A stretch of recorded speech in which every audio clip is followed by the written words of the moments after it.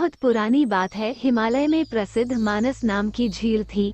वहाँ पर कई पशु पक्षियों के साथ ही हंसों का एक झुंड भी रहता था।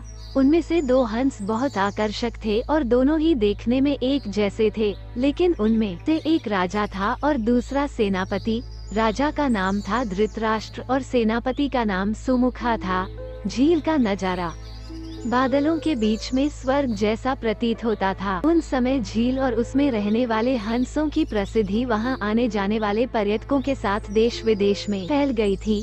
वहां का गुणगान कई कवियों ने अपनी कविताओं में किया, जिससे प्रभावित होकर वाराणसी के राजा को वो नजारा देखने की इच्छा हुई। राजा ने अपने राज्य में बिल्कुल वैसी ही झील का निर्माण करवाया और वहाँ पर कई प्रकार के सुंदर और आकर्षक फूलों के पौधों के साथ ही स्वादिष्ट फलों के पेड़ लगवाए। साथ ही विभिन्न प्रजाति के पशु पक्षियों की देखभाल और उनकी सुरक्षा की व्यवस्था का आदेश भी दिया। वाराणसी का ये सरोवर भी स्वर्ग जैसा सुंदर था, लेकिन राजा के मन में अभी उन 2 हंसों को देखने की इच्छा थी जो मानस सरोवर में रहते थे। एक दिन मानस सरोवर के अन्य हंसों ने राजा के सामने वाराणसी के सरोवर जाने की इच्छा प्रकट की, लेकिन हंसाई का राजा समझदार था। वह जानता था कि अगर वो वहां गए तो राज उन्हें पकड़ लेगा। उसने सभी हंसों को वाराणसी जाने से मना किया, लेकिन वो नहीं माने। तब राजा और सेनापति के साथ सभी हंस वाराणसी की ओर उड़ चले। जैसे ही हंसों का झुंड उस झील में पहुंचा, तो अन्य हंसों को छोड़कर प्रसिद्ध 2 हंसों की शोभा देखते ही बनती थी। सोने की तरह चमकती उनकी चोंच, सोने की तरह ही नजर आते उनके पैर और बादलों से भी ज्यादा सफेद उनके पंख हर किसी को अपनी ओर आकर्षित कर रहे थे। हंसों के पहुंचने की खबर राजा को दी गई।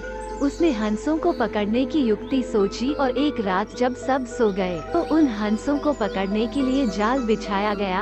अगले दिन जब हंसों का राजा जागा और भ्रमण पर निकला तो वो जाल में फंस गया। उसने तुरंत ही तेज आवाज में अन्य सभी हंसों को वहां से उड़ने और अपनी जान बचाने का आदेश दिया। अन्य सभी हंस उड़ गए, लेकिन उनका सेनापति सुमुखा अपने स्वामी को फंसा देखकर उसे बचाने के लिए वहीं रुक गया। इस बीच हंस को पकड़ने के लिए सैनिक वहां आ गया। उसने देखा कि हंसों का राजा जाल में फंसा हुआ है और दूसरा राजा को बचाने के लिए वहां खड़ा हुआ है। हंस की स्वामी भक्ति देखकर सैनिक बहुत प्रभावित हुआ और उसने हंसों के राजा को छोड़ दिया। हंसों का राजा समझदार होने के साथ साथ दूरदर्शी भी था। उसने सोचा कि अगर राजा को पता चलेगा कि सैनिक ने उसे छोड़ दिया है तो राजा इसे जरूर प्राणदंड देगा। तब उसने सैनिक से कहा कि आप हमें अपने राजा के पास ले चलें। ये सुनकर सैनिक उन्हें अपने साथ राजदरबार में ले गया। दोनों हंस सैनिक के कंधे पर बैठे थे। हंसों को सैनिक के कंधे पर बैठा देखकर हर कोई सोच में पड़ गया। जब राजा ने इस बात का रहस्य पूछा तो सैनिक ने सारी बात सच सच बता दी। सैनिक की बात सुनकर राजा के साथ ही सारा दरबार उनके साहस और सेनापति की स्वामी भक्ति पर हैरान रह गया और सभी के मन में उनके लिए प्रेम जाग उठा। राजा ने सैनिक को माफ कर दिया और दोनों हंसों को आदर के साथ कुछ और दिन ठहरने का निवेदन किया। हंस ने राजा का निवेदन स्वीकार किया और कुछ दिन वहां रुककर वापस मानस झील चले गए। यहीं पर कहानी समाप्त होती। अगर आपको ये कहानी अच्छी लगी, हमारे चैनल का NOC Deepu 07 को सब्सक्राइब करना बिल्कुल मत भूलना।